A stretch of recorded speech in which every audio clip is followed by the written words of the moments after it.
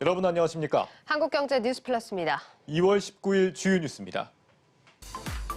한동안 진전 국면에 접어들었던 이 코로나19 3차 유행이 다시 확산세로 돌아설 위험이 커지고 있습니다. 방역 당국은 현 거리두기 단계를 유지하면서 이번 주말까지 상황을 지켜본 뒤 수위 조절 여부를 검토할 방침입니다. 미국의 시장 금리가 오르면서 최근 우리 주식 시장의 상승세가 주춤합니다.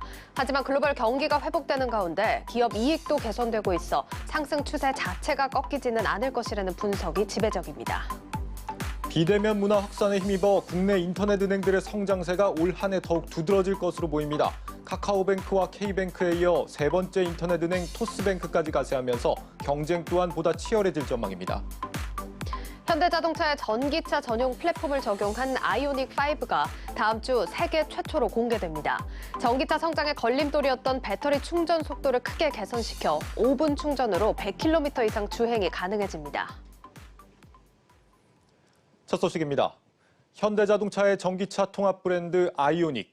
다음 주 그 첫 모델인 아이오닉5가 세계 최초로 공개됩니다. 어떤 모습일지 송민아 기자가 미리 살펴봤습니다. 지난 1970년대 현대라는 브랜드를 전 세계에 알린 차가 바로 포니입니다. 현대차는 포니를 모티브로 만든 전기차 아이오닉5를 오는 23일 최초로 공개합니다. 크로스오버 스타일의 아이오닉5는 파라메트릭 픽셀이라는 실험적이고 독특한 디자인을 활용한 게 특징입니다. 헤드램프와 후미등, 그리고 바퀴 휠에 적용하면서 마치 게임기에 나오는 도형이나 기호를 연상케 합니다. 불필요한 선을 없애고 통째로 얹은 조개 뚜껑 모양의 클램쉘 후드도 독창성을 더합니다. 특히 티저 영상을 통해 깜짝 공개된 실내 공간은 확장성과 효율성을 극대화했다는 평가입니다. 툭 튀어나온 센터 터널을 평탄화해 중형 SUV와 맞먹는 실내 공간을 확보했고 220V 콘센트를 탑재해 때와 장소에 구애받지 않고 다양한 전자기기를 사용할 수 있습니다. As a car designer, I try to design vehicles around people and their necessities. How people use cars is evolving, so we approach car design from different perspectives. 전기차 성장의 걸림돌이었던 배터리 충전 속도 역시 개선됐습니다. SK이노베이션으로부터 배터리를 공급받는 아이오닉5는 10%에서 80%까지 충전하는 데 걸리는 시간이 18분에 불과합니다. 이는 5분 충전으로 100km 이상 주행이 가능한 수준입니다. 차세대 전기차는 세계에서 가장 짧은 시간인 20분 내 충전이 가능하고 한 번 충전으로 450km 이상을 달릴 수 있습니다. 저희 그룹은 현대, 기아, 제네시스 브랜드로 2025년까지 23차종 이상의 전기차를 내놓을 계획입니다. 아이오닉5는 현대차가 자체 개발한 전기차 전용 플랫폼인 eGMP를 통해 양산되는 첫 번째 전기차 모델이라는 점에서 의미가 있습니다. 현대차는 이번 아이오닉5를 시작으로 앞으로 3년 안에 중형 세단 아이오닉6와 대형 SUV인 아이오닉7을 잇따라 선보일 계획입니다. 한국경제TV 송민아입니다.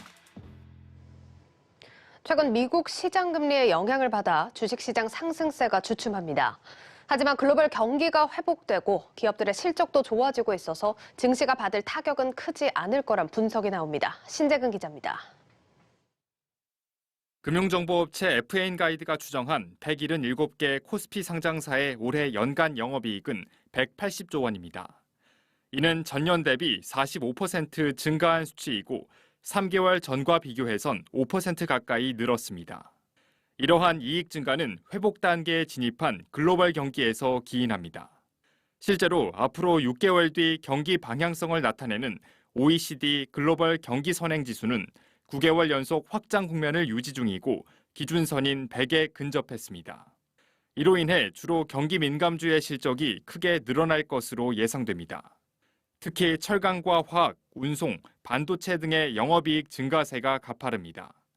전문가들은 경기 민감주 중에서도 대형주보단 중형주 위주로 접근하는 것이 바람직하다고 내다봅니다. 코스피 중형 민감주에 주목하는 이유는 최근에 프로그램 매도세 영향이 높아지고 있고 외국인 자금 유출이 대형주 위주로 진행이 되고 있기 때문에 당분간은 수급 상황이 대형주가 중소형주에 비해서 다소 부진할 가능성이 높기 때문입니다. 화학, 건설, 그리고 운송 업종으로 구분이 되어 있기 때문에 이 세 가지 업종에 주목할 필요가 있습니다. 최근 증시 불안 요인으로 자리 잡고 있는 미 국채 10년물 시장 금리는 1.6% 선 이내에선 부담이 제한적일 것이란 분석입니다. 향후 국제유가 전망치를 감안한 미국의 소비자 물가지수는 2.5% 수준으로 전망됩니다. 때문에 시장금리가 1.6% 선까지 올라도 물가 상승률을 감안한 실질금리는 현재 수준과 별 차이가 없습니다. 다시 말해 시장금리보다 실질금리 상승 여부가 증시에 미치는 영향이 더 크다는 얘기입니다. 글로벌 경기 회복 기대감이 무르익고 있으면서 확실한 실적 개선이 예상되는 중형 경기 민감주에 대한 기대감이 높아지고 있습니다. 한국경제TV 신재근입니다. 세계 패션 브랜드들 가운데 시가총액 1위에 오른 유니클로. 반일 감정 탓에 우리나라에서만 유독 부진한 모습입니다. 그 사이 한국에서는 토종 패션 브랜드들이 자리를 채우기 시작했는데 앞으로도 그 기세가 계속 이어질지는 미지수입니다. 박승환 기자입니다. 세계 패션 기업 시가총액 1위에 오른 유니클로. 모회사 패스트 리테일링의 시총이 우리 돈 120조 원에 달하면서 기존 1위였던 인디텍스를 제쳤습니다. 유니클로의 매출 비중이 높은 중국 경기가 빠른 회복세를 보이자 미국과 유럽 비중이 높은 자라보다 성장성이 높다는 평가를 받은 겁니다. 반면 한국에선 반일 감정과 코로나19 등으로 시장 진출 15년 만에 영업 적자를 기록하는 등 고전을 면치 못하고 있습니다. 유니클로는 국내 점포를 속속 걷어들이고 있습니다.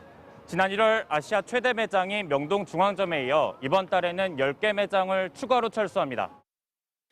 유니클로가 떠난 빈자리는 탑10, 스파오, 에이세컨즈 등 국내 브랜드들이 채우고 있습니다.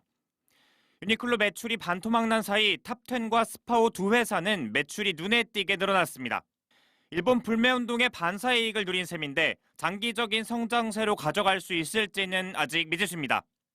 기획부터 판매까지 진행하는 SPA 브랜드 특성상 규모의 경제가 갖춰질수록 예쁘고 가성비 좋은 옷을 내놓을 수 있게 됩니다. 글로벌 브랜드들에 비해 규모 면에서 열세에 놓인 토종 브랜드들이 소비자들에게 다가가기엔 여전히 역부족이란 평가가 나오는 이유입니다. 그 스파 시장이 국내 시장 치열하기 때문에 되게 힘들잖아요. 그래서 해외로 나가야 되는데 우리나라도 그 자기네들끼리만 경쟁하면서 너무 근시안이다 이거죠. 너무 근시안적으로 사업을 하게 돼버린 거지. 코로나19와 경기 불황 여파로 글로벌 SPA 시장 확대가 예상되는 가운데 국내 브랜드들이 기회를 살릴 수 있을지 주목됩니다. 한국경제TV 박승환입니다.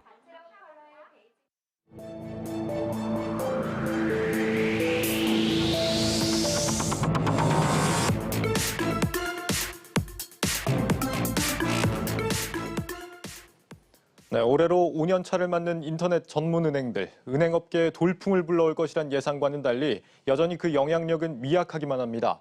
그런데 이 올해만큼은 뭔가 다르다는 기대감이 나오고 있습니다. 비대면 열풍을 타고 인터넷 은행 3사가 치열한 각축전을 예고하고 있습니다. 먼저 임원식 기자입니다.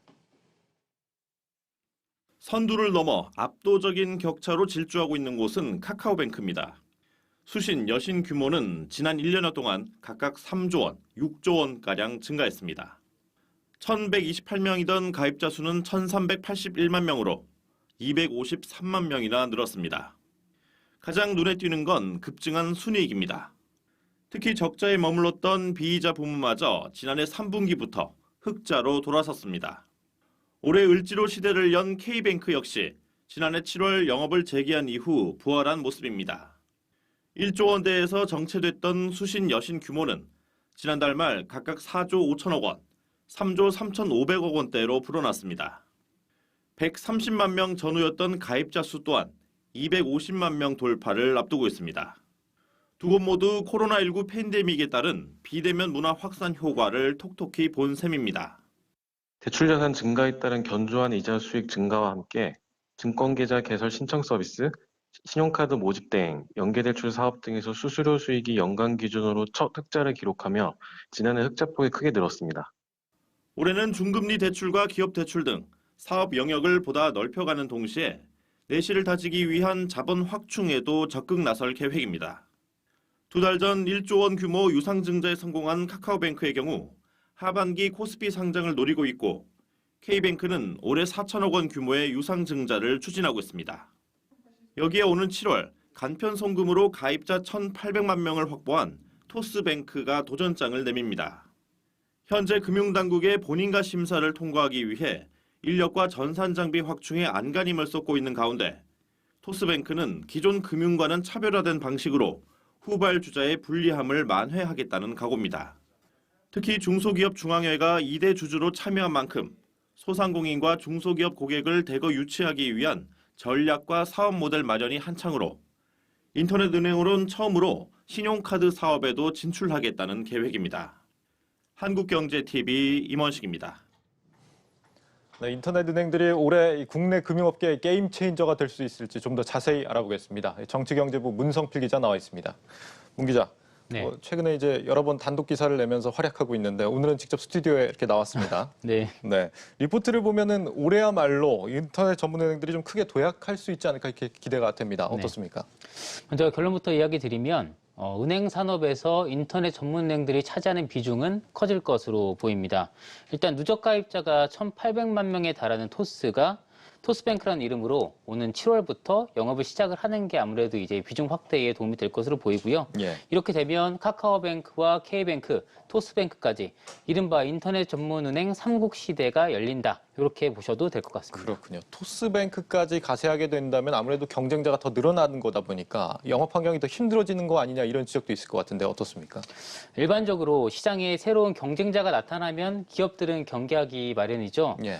그런데 이 카카오뱅크와 K뱅크는 일단 토스뱅크의 등장을 환영하는 모습입니다. 여전히 은행 산업에서 인터넷 전문 은행이 차지하는 비중이 적기 때문에 이를 키워야 한다라고 주장하고 있는데요.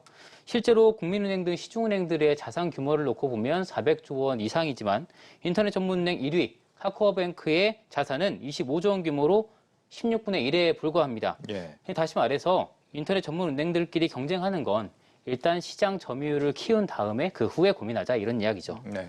그러니까 세 곳이 아직 나눠 먹을 수 있는 시장 파이가 한참 남았다 이런 얘기네요. 네. 인터넷 은행들이 주력하는 영역은 주로 어떤 겁니까? 아마 그 중금리 대출이 될 것 같습니다. 예. 중금리 대출은 신용등급 4에서 6등급 사이에 있는 소비자에게 연 10% 이내의 금리로 신용대출을 제공하는 것을 의미를 하는데요. 예. 먼저 이제 카카오뱅크는 올해 중저 신용자 전용 대출 상품을 출시하겠다고 밝혔습니다. 이를 위해서 새로운 신용평가 모델을 만들고 있다 이렇게 이야기하기도 했고요. K뱅크는 중금리 대출 상품을 중심으로 상품 구성을 다양화할 것으로 보입니다.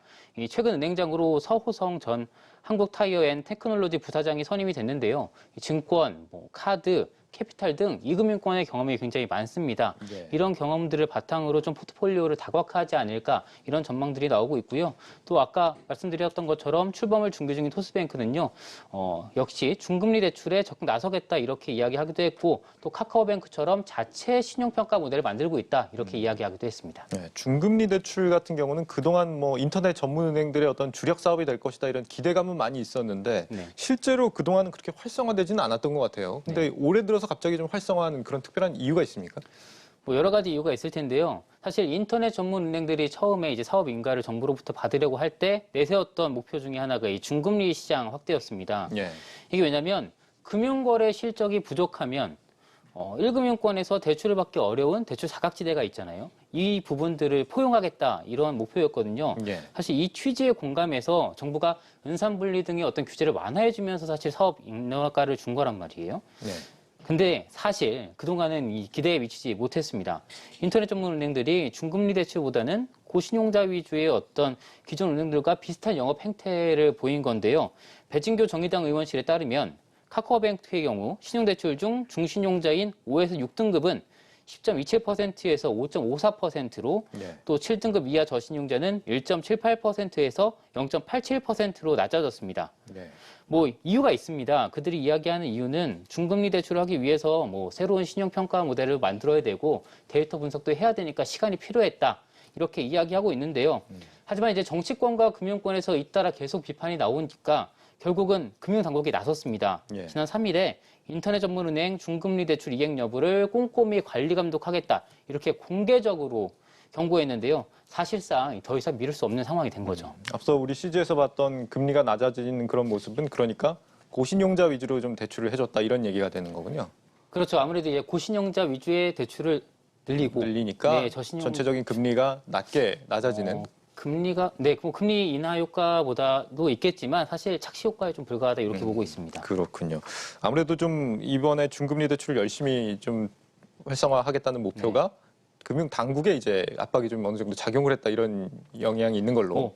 100% 그렇게 보긴 좀 어렵겠지만 아무래도 상당 부분 영향을 끼쳤다라고 볼 수는 있습니다. 그렇군요. 인터넷 전문 은행이 어떤 규모를 키워간다고는 하지만 기존 시중은행들도 점점 요즘에 좀 비대면 추세로 바뀌어가고 있잖아요. 결국에는 이 서비스 격차가 좀 사라지는 게 아닌가 이런 생각이 드는데 앞으로도 이 은행 산업의 판도 어떻게 달라질지 어떻게 전망이 되고 있습니까? 사실 굉장히 어렵죠. 뭐 제가 점쟁이도 아니고 어떻게 은행 산업 판도를 전망하고 예상하겠습니까? 그렇죠. 예. 다만 이제 1995년에 세계에서 처음으로 인터넷 전문은행이 등장한 미국 사례를 한번 살펴봤습니다. 예. 이제 첫 인터넷 전문은행 등장 이후에 20년 동안 40여 개의 인터넷 전문은행이 등장했다가 그중에 14곳, 그러니까 3분의 1 정도가 퇴출됐습니다. 이 퇴출 은행들 특징을 봤더니요. 대부분 기존 은행과 차별화에 실패해서 고객을 확보하지 못한 점이 이유로 꼽혔습니다. 예. 실제로 퇴출은행 14곳 중에 13곳이 기존 은행처럼 예대 업무를 중심으로 영업을 하고 있었고요. 반면에 이제 살아남은 인터넷 전문 은행들은 뭐가 다른가 봤더니 차별화된 서비스를 내놓아서 신규 고객을 유치했다 이걸 볼 수 있었거든요. 예. 그러니까 증권, 자동차, 가전, 유통 이런 다른 산업군과 연계해서 새로운 상품을 내놓고 이런 부분들이 성공 요인으로 꼽혔습니다. 예. 이와 관련해서 전문가 의견도 한번 들어보시겠습니다. 네.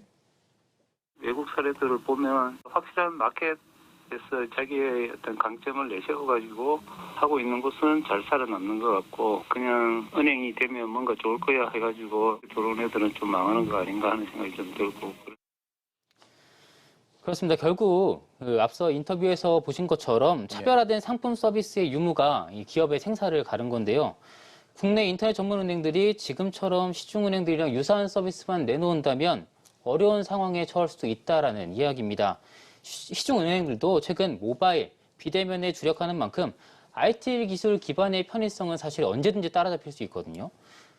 또 시중은행들도 사실 차별화된 서비스 마련이 시급한 건 마찬가지입니다. 예. 지난해 코로나19 위기가 있었잖아요. 예. 근데 국민신앙, 하나금융은 좋은 실적을 거뒀습니다. 반대로 우리금융은 아쉬운 실적을 기록했는데요. 그 결정적인 차이가 바로 비금융 산업이 뒷받침됐냐 아니냐. 요게 사실 판가름됐습니다. 그렇군요. 뭐 인터넷 은행이나 시중은행이나 결국 얼마나 서비스 면에서 차별화를 할 수 있느냐가 앞으로의 성패를 좌우하겠다 이런 생각이 듭니다. 네. 정치경제부 문성필 기자였습니다. 잘 들었습니다. 네, 고맙습니다.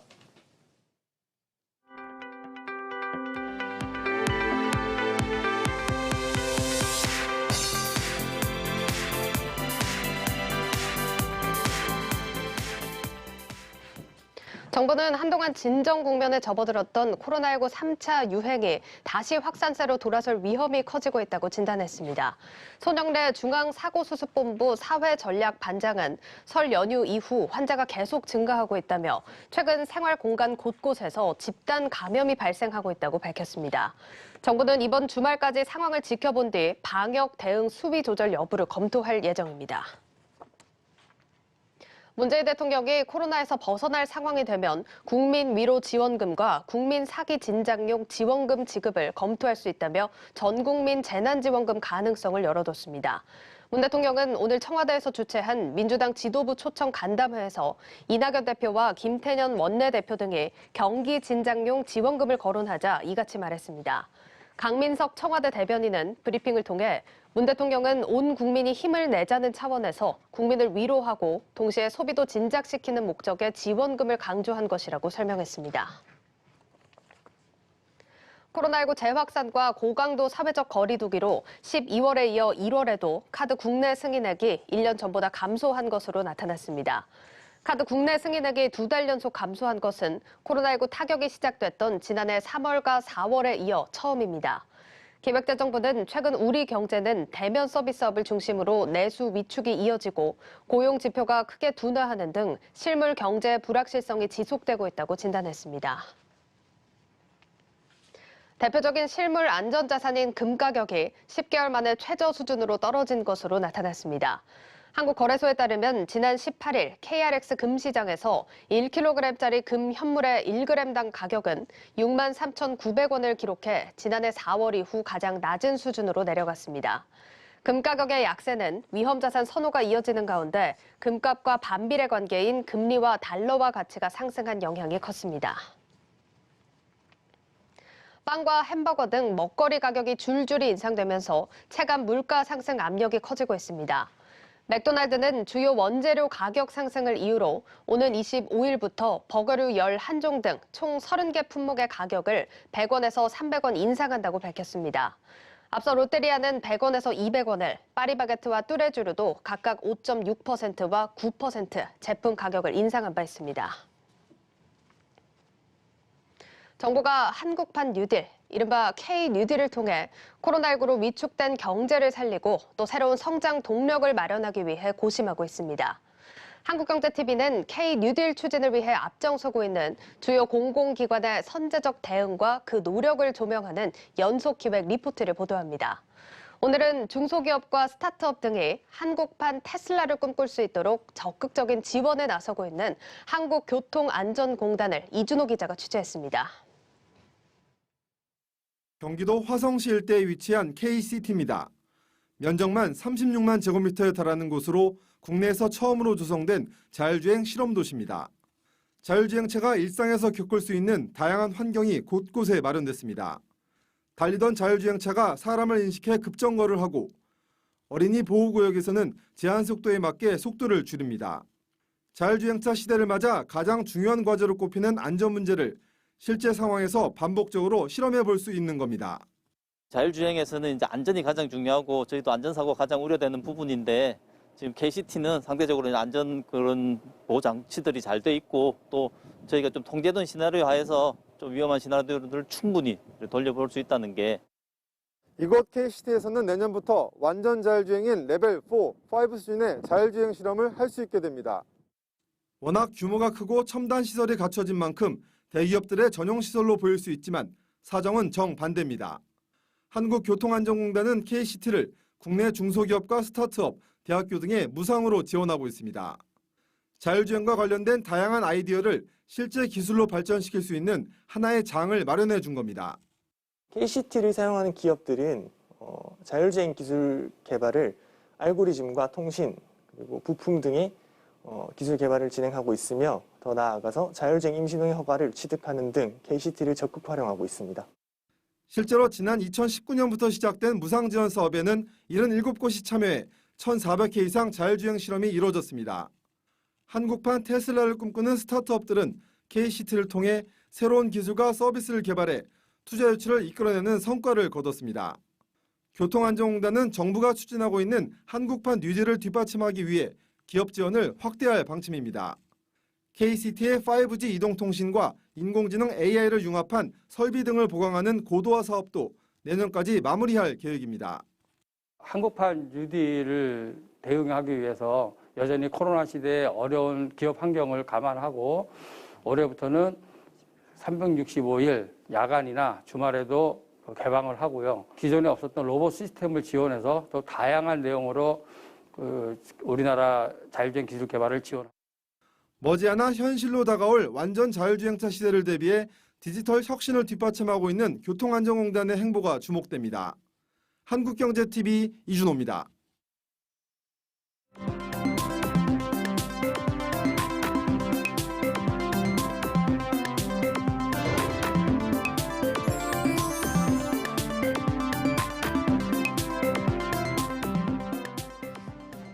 네, 다음 주 주요 일정과 이슈부터 증시 영향까지 짚어보는 경제 뷰포인트 시간입니다. 정치 경제부 지수희 기자, 또 증권부 방서우 기자와 함께하겠습니다. 두 분 어서 오세요. 안녕하세요. 네, 저희가 매주 금요일은 이렇게 다음 주를 준비하는 의미에서 정치 경제 이슈와 증시 전망을 따로 살펴봤었는데 오늘은 주요 소식들을 다각도에서 전해드리고자 두 분을 함께 모셨습니다. 자, 두 분 저희도 이렇게 새로 시도하는 포맷인데 준비하면서 좀 어떠셨어요? 네. 신경을 2배로 써야 되는 그런 문제들이 좀 있었습니다. 좀 피곤하셨나요? 네. 알겠습니다. 자, 저희가 또 의상을 보고 어떤 분께서 신호등 같다 이렇게 표현을 해주셨는데 저희가 또 신호등처럼 정확한 소식들 이야기를 나눠보겠습니다.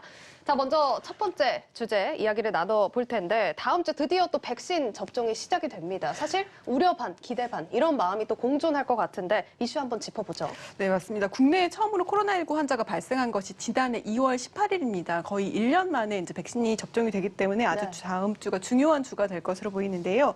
우선 고령자가 모여있는 요양병원 그리고 요양시설부터 접종이 시작될 예정입니다. 그런데 첫 백신은 아스트라제네카 백신인데 이 백신은 65세 이상 고령자에 대해서는 접종 효과가 조금 부족하다 검증 논란이 있었기 때문에 65세 이상 고령자는 이번에 우선 제외하기로 했습니다. 네, 정말 코앞으로 다가왔습니다. 다음 주에는 아스트라제네카 백신부터 첫 투여가 이루어질 예정인데요. 뭐 우리가 다른 나라들 이렇게 백신 접종 보도를 보면 항상 1호 접종자가 이렇게 또 취재 열기가 뜨거운데 우리나라는 1호 접종자가 정해졌습니까? 아직은 정해지진 않았습니다. 정부가 백신을 배송해야 되고 또 구체적인 그 접종 일정을 밝혀야 되는데 그게 밝혀지는 때가 25일이나 26일쯤이 될 것으로 보입니다. 네. 그때 아마 밝혀질 것으로 보이고요. 아직까지 1호 접종 기관도 정해지지는 않았는데 아마도 요양병원의 경우에는 자체적으로 접종이 가능하기 때문에 요양병원이 1호 접종 기관이 될 것으로 보입니다. 26일에 접종이 시작인데 거의 임박해서 이렇게 발표가 나네요. 맞습니다. 알겠습니다. 자, 그리고 또 궁금한 부분이 앞서 이제 65세 이상 고령자들은 접종에서 제외됐다라고 이야기를 해주셨는데 노령 감염자 사망률이 또 높기 때문에 빨리 또 대안이나 대책이 또 나와야 할 것 같습니다. 고령자 접종은 그럼 언제부터 시작이 됩니까? 네, 정부는 늦어도 2분기에는 접종을 시작하겠다라고 밝히고 있는데요. 이와 관련해서 정은경 질병관리청장의 이야기를 한번 들어보시겠습니다. 아스트라제네카 백신에 대해서는 추가 임상 자료를 최대한 신속하게 영국이나 미국 등을 통해서 확보하도록 하겠습니다. 화이자 백신이 3월 중에 100만 도즈가 들어올 예정이고 국가 출하 승인을 거쳐서 4월 중에 접종 예정입니다. 65세 이상에 대해서는 저희가 다양한 그런 대안들을 가지고 전문가들 검토를 거쳐서 네, 현재 정부가 확보한 물량은 7만 9천만 명분입니다. 이번에 출하 승인이 난 것은 여기서 1% 정도인데요. 3월 초에는 화이자 백신도 허가가 날 예정이고 여타 백신들도 식약처의 국가 출하 승인을 거쳐서 유통될 예정입니다. 정부는 오는 11월에는 국민의 70%가 접종을 완료해서 집단 면역을 형성하겠다는 것이 목표라고 밝혔습니다. 네, 이렇게 집단 면역이 아직까지는 좀 와닿지 않지만 그래도 시작 단계에 접어들었다는 게 중요한 사실일 텐데요. 이번에는 방서호 기자와 또 증시 영향 짚어보겠습니다. 사실 이제 백신 접종이 시작된다 이런 의미가 사실 증시에서는 경기 회복에 대한 기대감으로 또 이어질 수 있기 때문에 영향이 클 것 같거든요. 네, 그렇습니다. 당장 미국만 보더라도 이제 국민의 12% 정도가 1회 이상 접종을 마쳤는데요. 집단 면역을 달성하기까지는 아직 갈 길은 멀지만 이제 접종률이 오르면서 증시도 함께 상승하고 있습니다. 국민의 23%가 백신 접종을 받은 이제 영국 증시도 마찬가지로 반등에 성공을 하고 있고요. 경제 회복 기대감에 이제 바탕에 단연 백신이 있는 만큼 이제 접종 속도가 향후 증시에 영향을 줄 수 있다는 게 전문가들 의견입니다. 네, 뭐 표로 살펴보셨지만 주요국 증시 상황이 이 기대감을 또 그대로 반영을 하고 있는 모습인데요. 우리나라도 얼른 이 흐름에 동참을 해서 조금이나마 좀 상황이 나아졌으면 하는 바람입니다. 자, 그럼 다음 소식도 지수희 기자가 전해주시죠. 네, 오는 22일에 최근 사망사고나 또 이 화학약품 누출 사고가 난 기업의 CEO들이 국회에 모입니다. 바로 이 중대재해처벌법과 관련한 청문회 때문인데요. 이 자리에는 현대나 GS 같은 국내 주요 건설사 CEO 그리고 LG 디스플레이, 현대중공업, 또 쿠팡이나 주요 택배사 CEO들도 참석할 예정입니다. 참석 기업 명단만 이렇게 들어봐도 산재 사고가 자주 발생하는 업종들이라는 걸 알 수가 있겠는데 사실 제가 CEO라면 그렇게 참석하고 싶은 자리는 아닐 것 같습니다. 네, 맞습니다. 다른 CEO들도 그렇게 생각할 거라고 예상이 되는데요. 청문회가 사실 이 산재 사고 재발 방지를 위해 좀 방지하자라는 취지로 모이긴 하지만 4월 보궐선거를 앞두고 여야가 이 노동계의 표를 의식해서 기업 망신주기에 나설 것이라는 의견도 있습니다. 때문에 특히 상장을 앞두고 있는 쿠팡과 현대중공업은 이런 산재 사고가 상장의 발목을 잡을 수도 있기 때문에 이번 청문회를 잘 마무리를 해야 되는데요. 최근 국내외 기관 투자자들이 ESG, 환경, 사회, 지배구조를 투자의 중요한 기준으로 제시하고 있기 때문입니다. 그렇습니다. 또 쿠팡 같은 경우는 대형 IPO를 준비하고 있기 때문에 잘 마무리가 돼야겠습니다. 자, 그리고 또 ESG 부분도 얘기를 또 짚어주셨는데 이게 사실 대세 키워드라는 건 알겠습니다만 기관 투자가들이 지금 어떤 식으로 기업에 영향을 행사할 수 있다는 겁니까? 네, 이거는 이제 증권 쪽에서 이제 말씀을 드려야 될 것 같은데 네. 이제 기관 투자가 하면 이제 가장 먼저 이제 국민연금 떠오르실 것 같아요. 네. 이제 2019년 말에 만들어진 이 국민연금 이 수탁자 책임 원칙이라는 게 있습니다. 여기 네. 이제 투자 대상 기업들에 대해서 이제 ESG 같은 비재무적 요소를 주기적으로 검토하도록 하고 있고요. 여기서 나아가 이제 적극적 주주권 행사 가이드라인을 보면 이런 대규모 산재를 초래한 기업들에 대해서는 투자 철수까지 고려하고 있습니다. 아직까지는 국민연금이 이런 산재와 관련해서 어떤 적극적인 주주권 행사에 나선 전례는 없지만 아까 이제 이런 법률 통과와 관련해가지고 분위기가 달라질 수 있다는 겁니다. 지난해 3분기 기준 국민연금이 5% 이상 이제 지분을 가지고 있는 기업들의 사업장에서 최근 3년간 적게는 5명에서 많게는 14명의 산재 사망자가 발생했는데요. 조금 있으면 이제 주주총회 시즌이 또 시작이 되죠. 이 주주총회 시즌에서 국민연금은 이제 올해 이런 주주총회 자리에서 올해 산업재해 논란이 있는 이런 포스코나 이제 CJ 대한통운 등을 대상으로 어떤 공익 사회이사를 추천하는 주주 제안을 검토 중인 것으로 알려졌습니다. 네, 또 대상 기업들이 또 우리 시장에서 중요한 역할을 하는 기업들인 만큼 이번 청문회 22일입니다. 관련된 진전 사안 또 체크를 해보셔야겠습니다. 자, 방서호 기자와 이야기 더 자세하게 나눠볼 텐데 먼저 다음 주 이제 백신 접종 관련해서 좀 주의 깊게 살펴봐야 한다 이렇게 짚어주셨고 또 그 외에 눈여겨봐야 할 주요 일정들은 어떤 게 있습니까? 일단 백신 접종 자체가 이제 희망적인 소식이긴 하지만 이제 아까도 말씀드렸다시피 속도가 관건이 될 것 같고요. 따라서 다음 주에는 이제 백신 말고도 증시에 영향을 줄 만한 대형 이벤트들이 많이 산적해 있으니까 눈여겨보셔야겠습니다. 먼저 이제 다음 주 23일에는 제롬 파월 미국 연준의장의 의회 은행위원회 보고가 있습니다. 일단 최근 미국 10년물 국채 수익률이 지금 1.3%를 넘어서면서 코로나19 팬데믹 이전 상황으로 돌아가고 있는데요. 이제 금리 상승이라는 게 이제 유동성을 옥죄는 변수이자 증시에는 악재가 됩니다. 따라서 파월 의장의 발언을 통해서 연준의 긴축 가능성을 좀 엿볼 수가 있을 것 같은데요. 네. 다만 아직 코로나19로 인해서 경제 리스크가 남아있는 만큼 당장 어떤 조치가 내려지기보다는 완화적 스탠스를 재확인하는 그런 자리가 될 것 같고요. 이에 따라 조 바이든 미국 대통령이 제시한 1.9조 달러의 경기 부양책 타결 여부가 더욱 중요해졌습니다.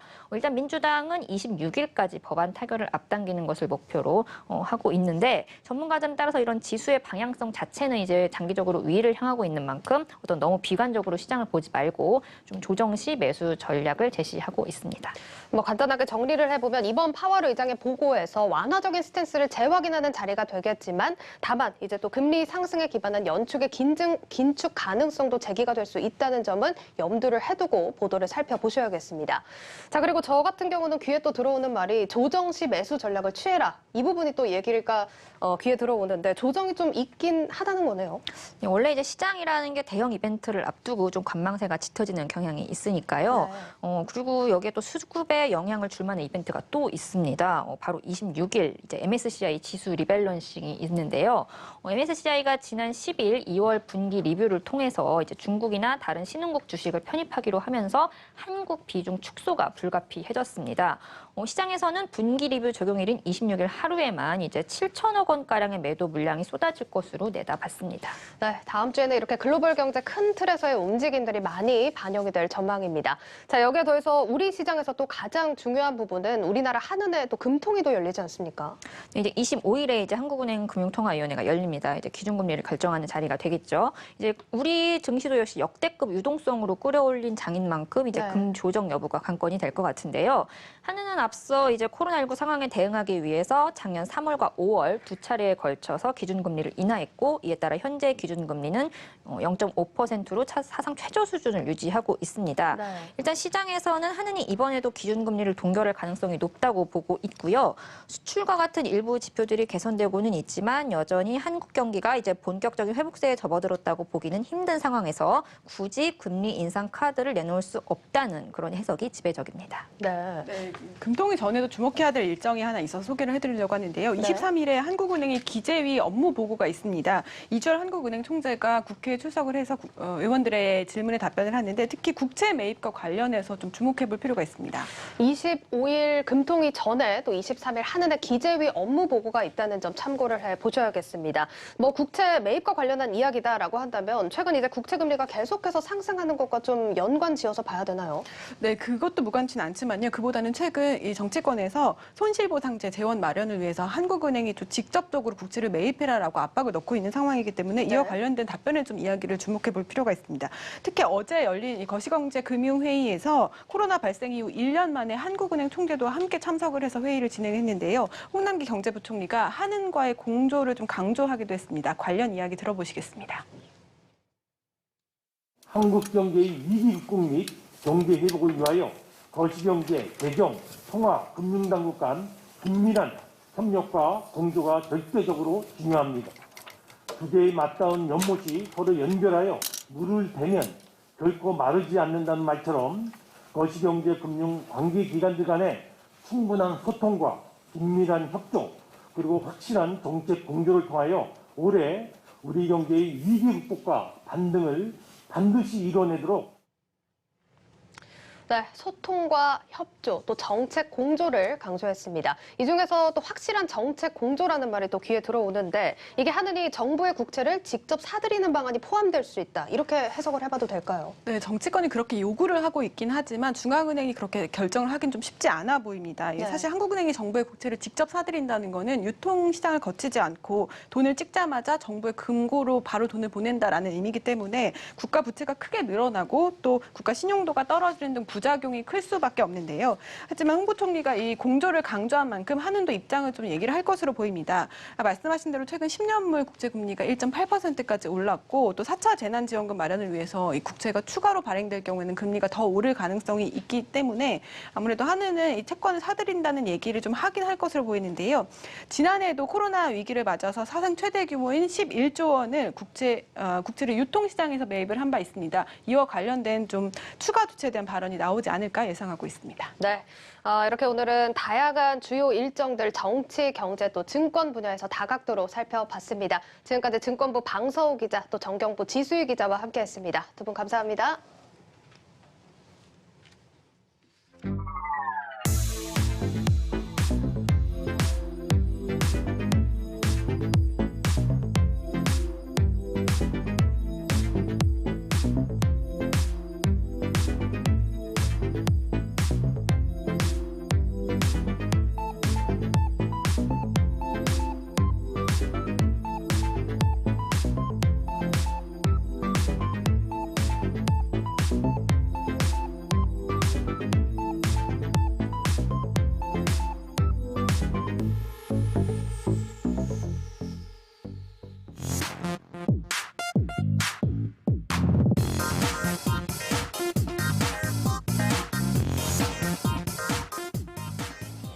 네, 한 주 동안 눈여겨볼 만한 CEO 소식들 짚어보는 CEO 톡톡 시간입니다. 오늘도 김보미 기자와 함께하겠습니다.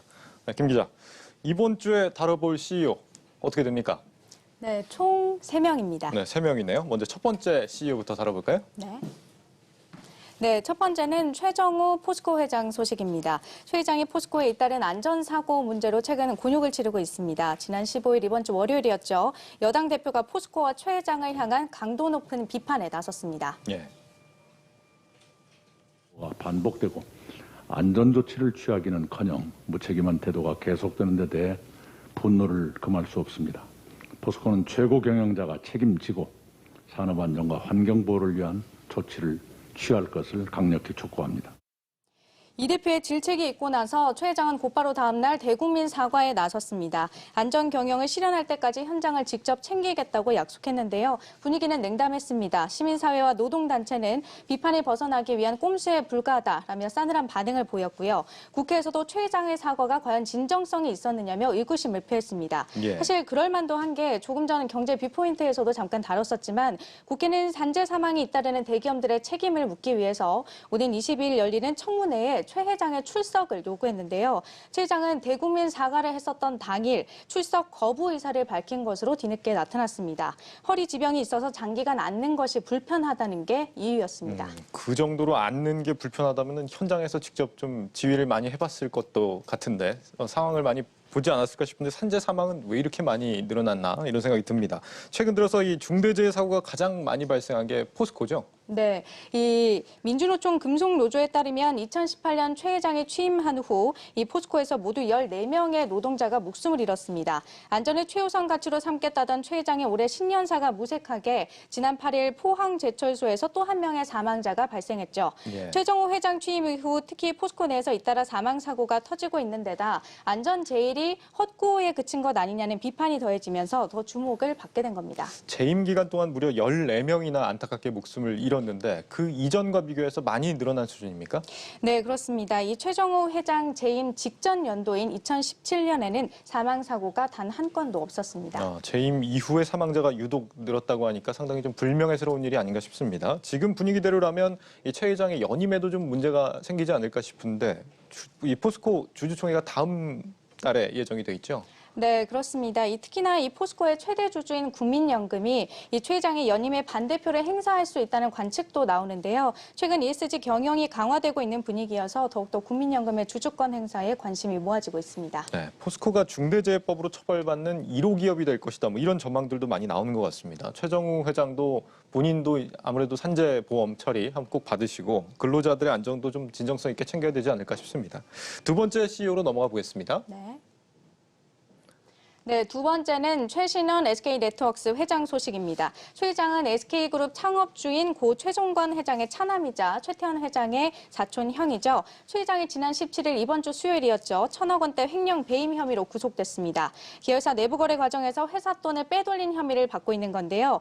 SK네트워크스는 최 회장의 구속을 예상하지 못했던 것으로 보입니다. SK네트워크스는 경영 불확실성이 증대되는 어려운 시기에 이런 상황을 맞게 돼서 당혹스럽다는 입장을 내놨습니다. 네, 검찰 출신 초호화 변호인단을 꾸렸다고 하는데 결국 이 구속은 피하지 못했다고 들었습니다. 비자금을 조성했다는 혐의를 받고 있는데 정확히 어떤 내용입니까?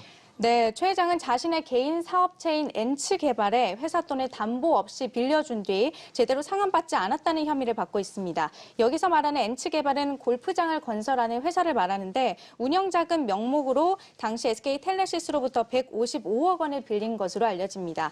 이외에도 최 회장이 거주한 빌라의 임대료 일부를 회사 돈으로 납부한 것으로 검찰은 보고 있습니다.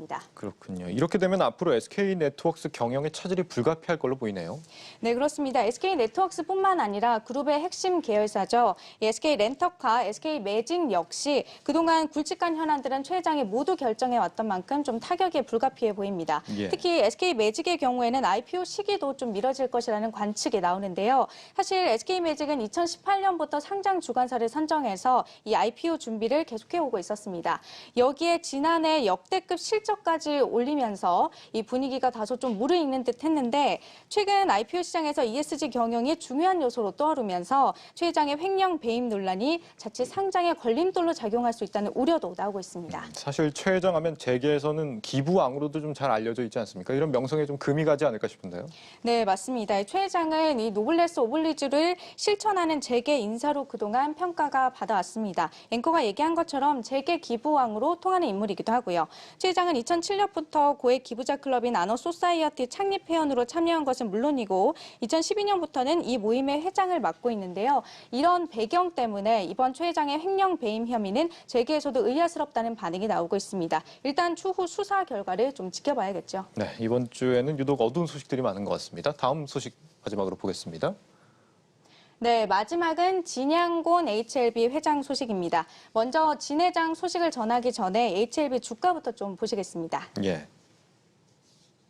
네, 9만 원대에서 거래되던 HLB 주가가 최근 며칠 새 6만 원대로 뚝 떨어졌다가 오늘은 다시 13% 넘게 급등하면서 6만 8천 원대의 거래를 마쳤습니다. 네, 바이오 투자하신 분들 며칠 사이에 굉장히 좀 당혹스러우셨을 것 같은데 주가가 급락한 건 뭐 때문이죠? 네, 바로 HLB가 항암 신약 후보 물질 리보세라닙의 글로벌 임상 3상 결과를 허위 보도했다는 의혹이 불거졌기 때문입니다. 금융당국은 HLB가 리보세라닙의 3상 결과를 자의적으로 해석해서 허위로 보도 자료를 배포했다고 보고 지난해 말 자본시장조사심의위원회 심의를 진행한 것으로 알려졌습니다. 진 회장은 최근 유튜브를 통해서 금융당국의 조사를 받은 사실을 인정하면서 끝까지 사실관계를 소명하겠다고 입장을 밝혔는데요. 직접 들어보시죠. 예. 조사국이 조사를 했고 자주심을 통과했으며 증선이를 앞두고 있는 것은 맞습니다. 증선이를 통해서 충분히 소명할 것이며 그래도 좀 더 살펴볼 일이 있다고 판단 내려진다면 끝까지 사실관계를 소명함으로써 저희 임직원들의 명예를 지켜내겠습니다. 의혹에 대해서 적극적으로 좀 해명하겠다 이런 의지를 내비치고 있는데 일단 그동안에 어떤 일들이 있었는지 간단히 좀 정리를 해볼까요? 네, 지난해 9월입니다. 진 회장은 자사 항암 신약 후보 물질 리보세라닙의 글로벌 임상 3상 성공 소식을 알렸습니다. 그런데 여기에서 금융당국이 의혹을 제기합니다. 지난해 6월까지만 하더라도 FDA 허가 신청이 어려울 것 같다고 했던 HLB가 3개월 만에 정반대 결과를 내놨기 때문입니다. 예. 이 부분에 대해서도 진 회장이 해명을 했다고요? 네, 맞습니다. 임상 3상을 통과하기 위해서는 이 사전에 목표로 했던 여러 가지 지표들을 좀 만족을 시켜야 하는데 진 회장은 HLB가 1차 지표에서 유의미한 결과를 달성해내지 못했다고 밝혔습니다. 1차 지표라는 거는 이 여러 가지 지표들 중에서 회사가 가장 승부를 보겠다고 설정한 지표를 의미해서 흔히 임상 성패의 기준으로도 일컬어집니다. HLB는 1차 지표로 전체 생존 기간, 그러니까 약물을 투입한 시점에서 이 사망에 이르기까지의 기간을 1차 지표로 설정을 했는데 여기에서 의미 있는 결과를 내지 못했다는 겁니다. 그리고 지난해 6월 FDA 허가 신청이 어려울 것 같다고 밝혔던 시점이 바로 이때라고 설명했습니다. 하지만 진 회장은 이후 1차를 제외한 다른 지표들에서 모두 탁월한 효과가 입증이 됐고 여러 전문가들과 컨설팅 기관으로부터 신약 허가 신청이 가능할 수 있다는 의견도 받았다고 설명했습니다. 임상 3상 성공 발표가 자의적인 해석이 아니라 여러 전문가들의 견해를 바탕으로 이뤄졌다는 거죠. 네, 그러니까 주력으로 입증해야 될 1차 지표의 경우에는 뭐 의미 있는 통계치가 나오진 않았습니다만 나머지 다른 지표 결과들은 좀 탁월했다 이런 얘기를 하고 있는 거군요. 이렇게 돼도 FDA 이 신약 허가 신청에는 문제가 없는 겁니까? 이게 워낙 케이스가 좀 다양하고 복잡해서 명확하게 문제가 없다라고 좀 단정 지을 수는 없긴 합니다만 그런 사례가 있기는 합니다. 예. 다만 일각에서는 아무리 전문가들 견해를 바탕으로 했다고 하더라도 3상 성공 발표는 좀 더 신중을 기했어야 하는 것 아니냐라는 의견도 있습니다. 이게 임상 결과에 따라 주가가 출렁이기도 하고 또 변동성을 키울 수 있기 때문인데요. 사실 이 같은 지적은 그 이전에도 있었습니다. 지난해 6월 진 회장의 이 FDA 허가 신청이 어려울 것 같다라고 했었던 발언을 놓고 일부 데이터를 너무 성급하게 발표했던 것 아니냐라는 이 지적이 있었던 건데요. 이에 대해서 진 회장은 어떤 결과든 바로 발표하겠다라는 약속을 지키려 한 것이었고 사실을 확인한 뒤 바로 알리는 것이 회사의 경영 방침이었다라고 설명을 했습니다. 예, 오늘 뭐 리보세라닙 생산을 위한 뭐 부지와 생산 설비를 뭐 인수했다 이런 얘기도 들리는 것 같은데 이제 남은 건 뭡니까? 이제 증권선물위원회, 즉 증선이 조치를 앞두고 있습니다. 금융당국은 증선의 결과에 따라서 HLB를 검찰에 고발할지 결정할 예정인데요. 만약에 검찰에 고발이 되면 개인에 대한 형사처벌로 마무리가 되고 HLB에 대한 거래는 거래정지 요건에 해당되지 않기 때문에 그대로 이뤄질 것으로 보입니다. 네, CEO 톡톡 김보미 기자와 함께했습니다. 잘 들었습니다.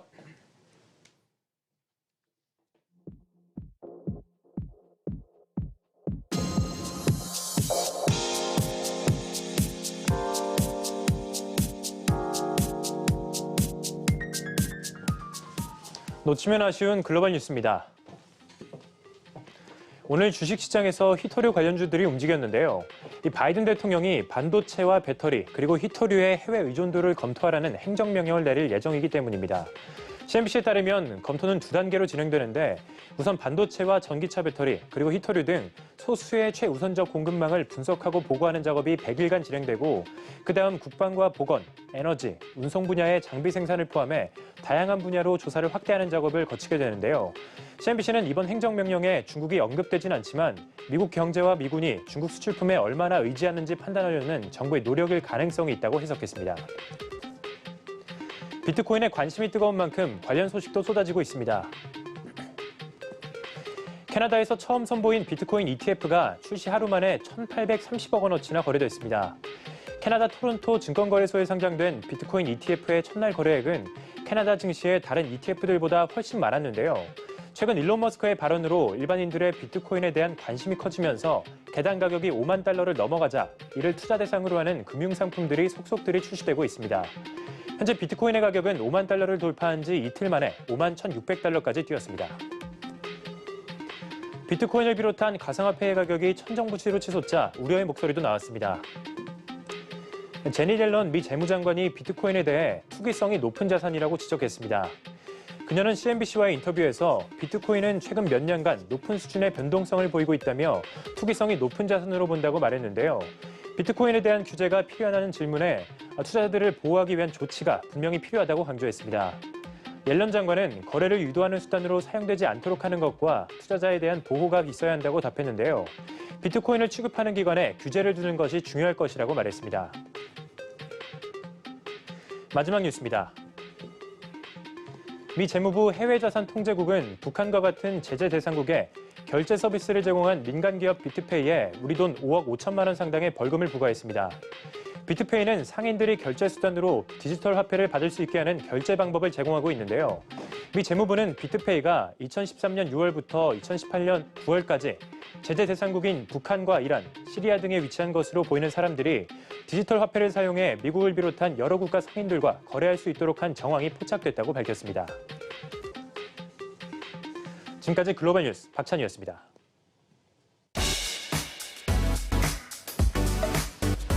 이어서 주요 일정 전해드립니다. 먼저 다음 주 월요일 국내에서는 식약처가 화이자 백신의 검증 자문단 회의를 열고 그 결과를 발표할 예정입니다.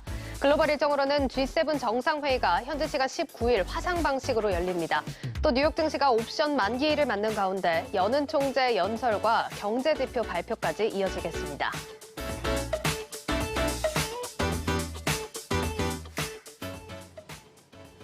네, 오늘 금감원이 옵티머스 펀드 사태에 대해 첫 제재 심의를 했습니다. 수천억 피해를 낳은 이번 사태를 두고 아직 풀리지 않은 의혹이 많은데 뒤늦게나마 금감원이 팔걷고 나선 모습입니다. 그렇습니다. 어디서부터 잘못된 건지 꼬인 실타래를 풀고 또 책임자들에 대한 일벌백계가 이루어져야 하겠습니다. 그런데 이렇게 문책이야 당연한 일입니다만 애초에 감독을 잘했어야 할 금감원은 책임이 없는 걸까요? 엊그제 국회 정무위원회 의원들이 역시 이 문제를 따져 물었는데 이런 답변이 나왔습니다. 들어보시죠. 한국의 금융 시스템 허점을 제대로 관리 감독 못한 당국의 책임, 그게 가장 큰 거 아니겠습니까? 저희 책임이 가장 크다라고까지는 저희들은 보고 있지 않습니다. 이런 조 단위 피해 사태에 금감원 책임이 크지 않다. 어쩐지 고개가 갸우뚱해지는 말인데요. 그렇습니다. 이 정무위 김희곤 의원 역시 이 문제를 꼬집으면서 사퇴까지 거론했습니다. 그러자 윤 원장 이런 답변을 내놨습니다. 이어서 들어보시죠. 금융권에서 라인펀드 관련 금감원 팀장 구속을 더욱 엄정하게 보고 있습니다. 그에 대해 책임을 지고 심지어는 금감원장님 사퇴 요구까지 나오는 걸로 알고 계시죠. 이게 마치 교통경찰하고 신호 위반자하고의 관계 같은 것입니다. 신호를 위반했다고 해서 교통경찰이 그걸 일일이 다 책임질 수는 없는 것이거든요. 그러니까 신호 위반을 한 건 금융사들이지 이 교통경찰인 금감원이 책임질 일은 아니지 않냐라는 얘기입니다. 어떻게 생각하시나요? 역시나 납득하기 어려운 설명입니다. 지난해 라임 사태 관련한 정무위 질책에 윤 원장은 금융당국이 제대로 대응하지 못한 측면이 있다며 사실을 인정했는데요. 금융당국이 정말 교통경찰로서의 역할을 제대로 했다면 신호 위반으로 인한 사고가 이렇게 크게 일어나진 않았을 것 같습니다. 그렇습니다. 뿐만 아니라 금감원의 늑장 대응이 사태를 키웠다는 지적에 대해서 당시 해명을 좀 더 들여다보면 섣불리 건드렸다간 시스템적인 문제가 있을 것 같아서 천천히 신중하게 본 거다라는 게 윤 원장의 발언입니다. 한마디로 이때는 알고도 방치했다 이런 겁니다. 알아도 제대로 대응하지 않고 비슷한 사고가 또 한 번 났는데도 잡아내지 못했다. 이쯤 되면 교통경찰도 직무유기죄를 물어야 할 것 같은데요. 예, 맞습니다. 이 범죄자를 놓친 경찰이 반성하는 자세는커녕 범죄자 탓만 한다면 우리는 대체 누굴 믿고 살아야 하는 건지 싶습니다. 이 관계 당국의 책임 있는 자세를 촉구하면서 오늘의 뉴스 플러스를 마치겠습니다. 편안한 주말 보내십시오. 고맙습니다.